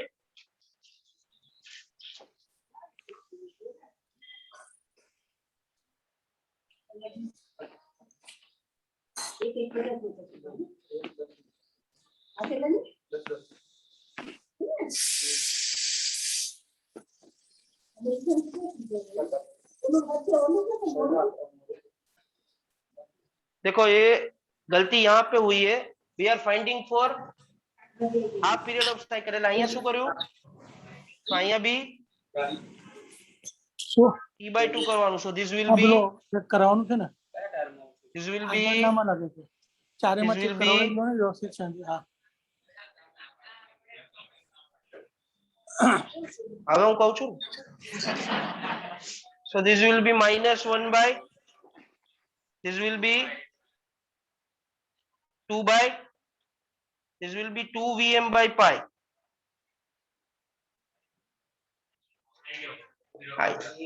0. सो आपने लास्ट टाइम भी जितना एवरेज वैल्यू फाइंड किया है उसमें 1/2t नहीं आएगा. It will be 2/t. तो आपको चेंज करना पड़ेगा. My mistake. You have to correct it.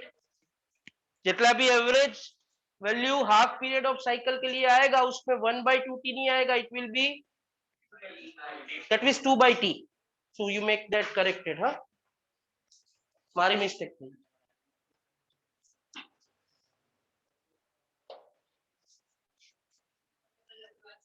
બીજું એક હાફ પીરિયડ માટે કોનું કરાવ્યું હતું? આ જે બી કરાવ્યું બધામાં 2/t કરી દેજો ને.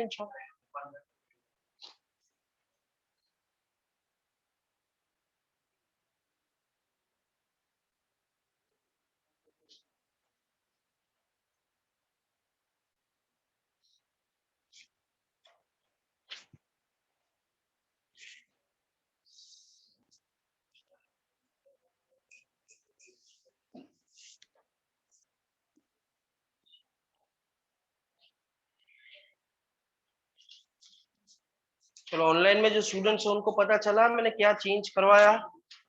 हाफ पीरियड ऑफ साइकिल के लिए आगे हमने 1/2t लेके सॉल्व किया था. 2-3 क्वेश्चन किए थे. But you have to make corrected. It must not be 1/2t. It will be 2/t. It was my mistake. Are you clear with this?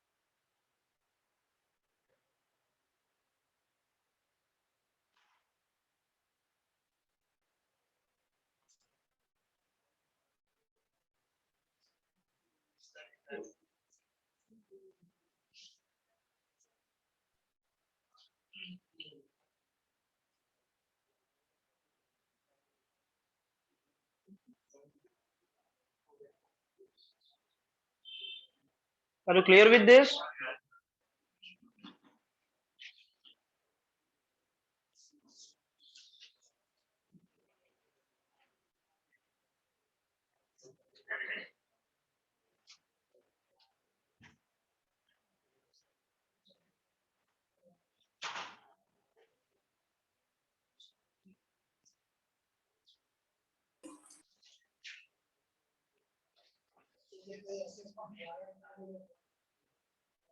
Yes. Completed? चलिए इसके बाद कौन सा करना है? 30 અને પછી 34, 35, 38.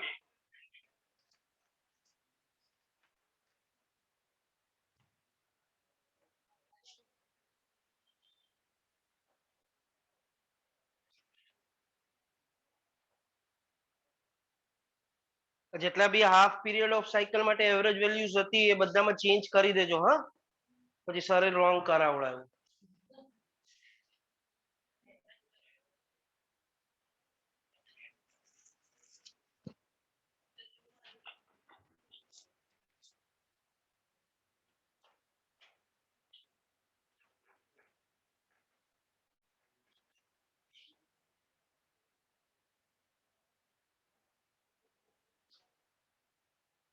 चलिए जी 34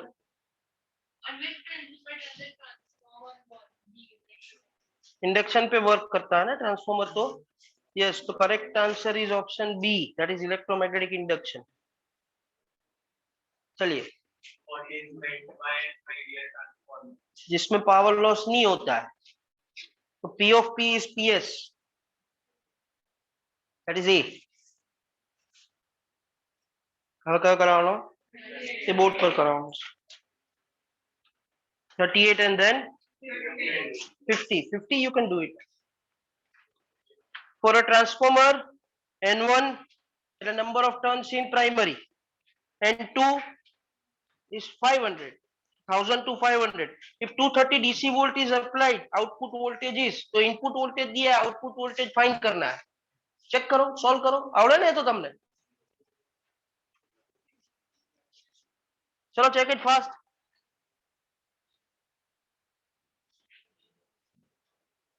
अरे ट्रांसफॉर्मेशन रेशियो का फॉर्मूला लगाओ, सॉल्व करो.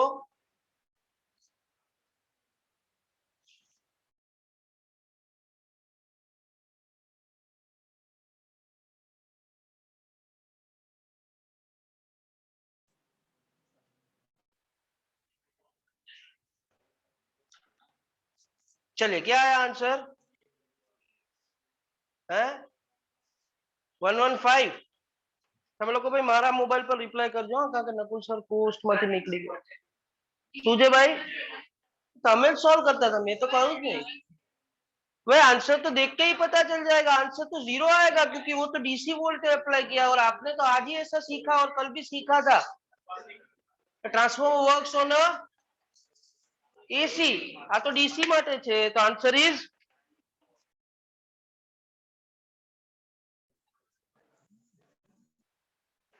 Yes.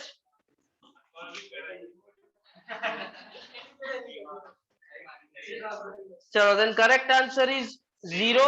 Now I will take question number 38. 38 ને ले लो.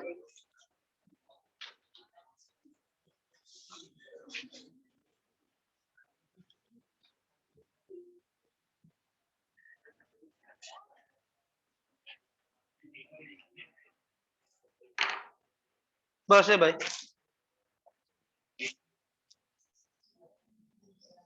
चलो किसका टर्न है बताइए.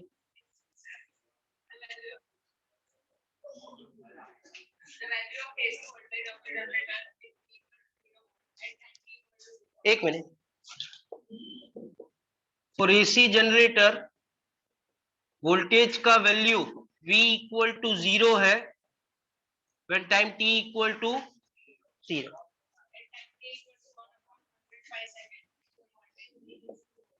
100 pi second, 1 upon of 100 pi. Voltage is 2 volt. मतलब वो मैक्सिमम वैल्यू दिया है वोल्टेज का, कीप्स ऑन इंक्रीजिंग मतलब मैक्सिमम 100 जाएगा. फ्रीक्वेंसी फाइंड करना है. एसी वोल्टेज का, एसी जनरेटर का जो वोल्टेज होता है उसका फॉर्मूला P इक्वल टू, એવું થોડી જરૂરી છે, it can be Bm cos omega t also. Depend how at time t equal to 0 voltage is, that means it which function, sin 0 0 હોય તો એ sin નું ફંક્શન હોય, તો આ ટાઈમ પાસ માટે નથી આપ્યું.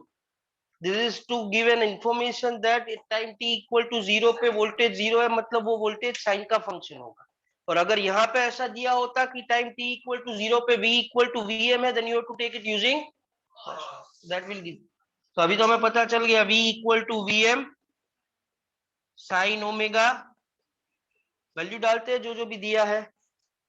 कितना वोल्टेज दिया है, कौन से टाइम पे, V is equal to Vm is, इसको किसके टर्म में, फ्रीक्वेंसी के टर्म में लाना है। ओमेगा का फॉर्मूला फ्रीक्वेंसी के टर्म में 2πf, 2π/t तो टाइम पीरियड था, एंड टाइम कौन से टाइम पे ये 2 वोल्ट है, 1/, इसको फर्दर सॉल्व करोगे तो ये कैंसिल, f/50 हो जाएगा। इसको भी 100 को यहाँ पे ले लोगे तो 2 by, that is sine f by, बराबर। ये भी कितना हो जाएगा, जब हमने ऐसा सीखा है कि थीटा इज वेरी स्मॉल, तो साइन थीटा का वैल्यू थीटा जितना ही होता है, तो sine theta is almost equal to, बराबर है, sine theta is equal to theta, तामाથી साइन काढी नाखो, so 1/50 is f by 50 get cancelled out, तो frequency is right.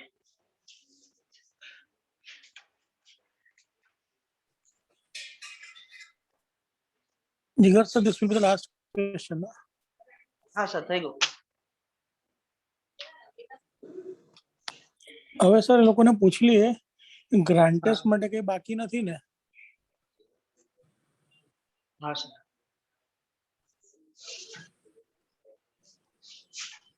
यस, ये जो ग्रांट टेस्ट है आपका, उसमें कौन कौन से चैप्टर्स है, 1 to 6, उसमें 1 to 6 चैप्टर में से कुछ भी बाकी, any theory, any numerical, any illustration, example, unsolved, any assignment question which is remaining, तो आप थोड़ा बताइए।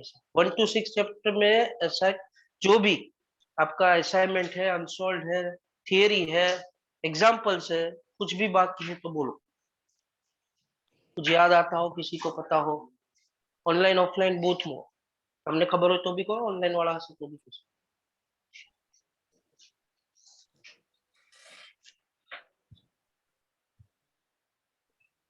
कदाच એવું યાદ ના આવે તો એક દિવસ હજી જોઈ લેજો, કાલે તો આપણું નહીં થાય, सैटरडे तक बता दो, ठीक है, અને કોઈને યાદ હોય તો કહી દો। Sir, somebody is asking practice paper આપવાના છો, તો એનો આન્સર આવશે નો, કારણ કે ઓલરેડી ઇમ્પોર્ટન્ટ ક્વેશ્ચન્સ આપી દીધા છે. સર લેટર સ્ટેજ પર કોઈ વાર આપણને એવું થાય તો એક ક્લાસમાં ને ક્લાસમાં સોલ્વ કરાવડાવી દેવાનું. नाउ હજી તો સર આપણી પાસે प्रैक्टिस नेक्स्ट वीक पेपर करूँ ને, कल सेशन हाँ नहीं सर, होगा ना? काले नहीं था यहाँ से, કોઈ એવું પૂછ્યું કે कल सेशन होगा, तो એનો આન્સર એવો આવશે કે ભાઈ कल सेशन हमने इस तरह से रखे हैं कि it will be up to 11:15, और मेरे ख्याल से आपका सेशन तो 12 to 1:30 आएगा, तो वो छुट्टी हो जाएगी. सर તમે કહી દો જે प्रैक्टिस કહેવાનું. Practice paper is not required because already you are provided with a list of important questions, तो ये प्रिपेयर करो सारी रीते, and later on if it is ऐसा होगा, करवाना है कि देना है, तो यहाँ पे बैठ के करवा देंगे और वहां पे करवा देंगे, that will be decide, पर अभी तो आपके पास जो आईएमपी क्वेश्चन है पूरी प्रिपेयर करो आप।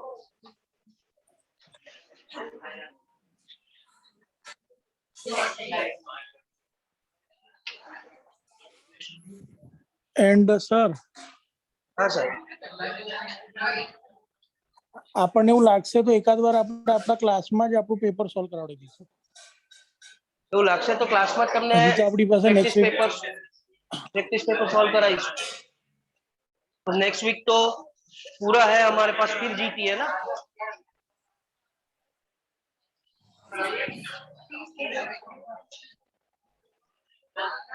અને સર हाँ,